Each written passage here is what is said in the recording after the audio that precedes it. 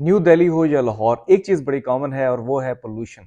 इस पोल्यूशन या आलूदगी की वजह से हमेशा पाकिस्तान, हिंदुस्तान, हमारे जो रीजन के लोग हैं, खांसी, नज़ला, ज़ुकाम का शिकार रहते हैं। खांसी, नज़ला, ज़ुकाम जो है वो बच्चों के लिए काफ़ी हद तक खतरनाक भी साबित होती है। जो मोस्टली जो हमारे पास फ्लू होता है वो वायरल एटियोलॉजी का होता है, एलर्जिक भी हो सकता है और सुपर एडेड बैक्टीरियल भी आ सकता है। लेकिन जो ज़्यादातर केसेस हैं वो वायरल होते हैं और उन वायरल केसेस में एंटीबायोटिक का कोई रोल नहीं है। एक बहुत बड़ा अलमिया है कि यहाँ पे जैसे ही किसी बच्चे को या बड़े को फ्लू स्टार्ट होता है तो एंटीबायोटिक का कोर्स बगैर किसी प्रिस्क्रिप्शन के स्टार्ट कर दिया जाता है। उस एंटीबायोटिक के कोर्स से वो वायरस पे तो कोई असर नहीं पड़ना, उल्टा जो है बच्चे की कुव्वत मुदाफ़ियत या आपकी अपनी इम्यूनिटी खराब होती है। तो फ़ायदा होने के बजाय वो उल्टा साइड इफ़ेक्ट्स होते हैं। मैं हूँ डॉक्टर मोहम्मद वकास खान और आज हम घरेलू इसके टोटकों पे बात करेंगे कि अगर बच्चों को फ्लू, नज़ला या ज़ुकाम या खांसी हो तो इसको कैसे आपने घर पे ट्रीट करना है और कैसे आप अपने बच्चे को इस बीमारी को आगे बढ़ने से रोक सकते हैं और खुदा ना खास्ता हॉस्पिटल के चक्कर कैसे आप बचाएंगे।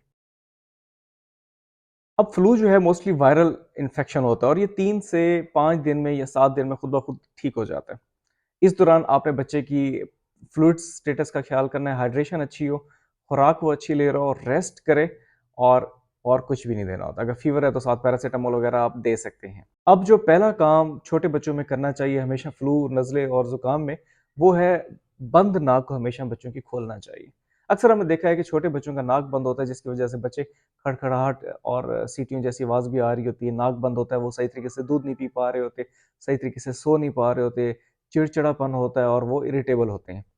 तो इसीलिए हमेशा उन बच्चों का नाक को खोलें, नॉर्सलाइन पी ड्रॉप्स या सेलिनेज के नाम से आता है, वो आप बच्चे के नाक में डालें और बल्ब शक्कर को इस्तेमाल करते हुए उसके सारे गंद को आप साफ करें। जैसे ही बच्चे का नाक खुलेगा, बच्चा अच्छे तरीके से नींद ले सकेगा, अच्छे तरीके से दूध पी सकेगा और वो बहुत जल्दी उस बीमारी के खिलाफ कुव्वत मुदाफ़ियत पैदा करते हुए लड़ के कामयाब हो जाएगा। इस पे मैंने एक बड़ी डिटेल वीडियो बनाई है कि आपने बल्ब सकर और नॉर्सलाइन ड्रॉप्स का कैसे इस्तेमाल करना है, वो मैं डिस्क्रिप्शन में उसका लिंक मैं डाल दूँगा, वो वालिदैन को जो उनके छोटे बच्चे हैं, आना चाहिए। दूसरे नंबर पे जो सबसे अहम चीज़ है वो है, खाँसी अगर है तो शहद का इस्तेमाल। जैसे हम जानते हैं कि शहद 1 साल से छोटे बच्चों में आपने नहीं देनी, लेकिन अगर बच्चा 1 साल से बड़ा है तो उसमें खाँसी में उसका बहुत अच्छे इफ़ेक्ट्स हैं, खाँसी को बड़े अच्छे ठीक करती है। 1 साल से बड़े बच्चे को आपने हाफ टी स्पून देना है, सुबह, दोपहर, शाम दे सकते हैं और अगर बच्चा 5 साल से बड़ा है तो पूरा चम्मच चाय का आप शहद का दे सकते हैं।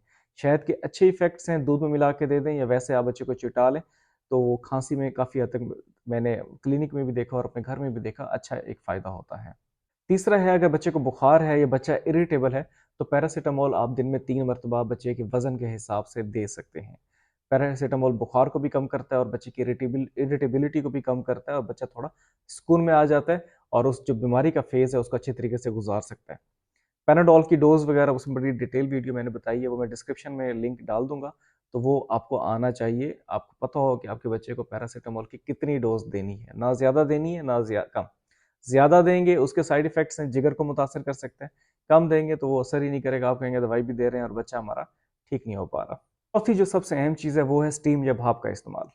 स्टीम या जो भाप है वो आपके बच्चे के बलगम को पिघला देती है और बच्चा ईज़िली एक्सपेल कर देता है। लेकिन छोटे बच्चों को आपने कोशिश करनी है कि ज़्यादा करीब इतना गर्म पानी ना लेके जाएँ।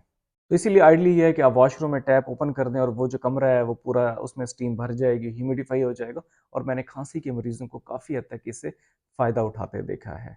एक और सवाल जो वालिदैन पूछते हैं वो होता है विक्स का इस्तेमाल। देखिए आइडियली तो मैं विक्स रिकमेंड नहीं करता, लेकिन अगर आपने इस्तेमाल करनी भी है तो 2 साल से बड़े बच्चे को इस्तेमाल करें और कोशिश करें कि ख्याल रखें कि बच्चा उसको खा ना ले, मुँह में ना लेके जाए।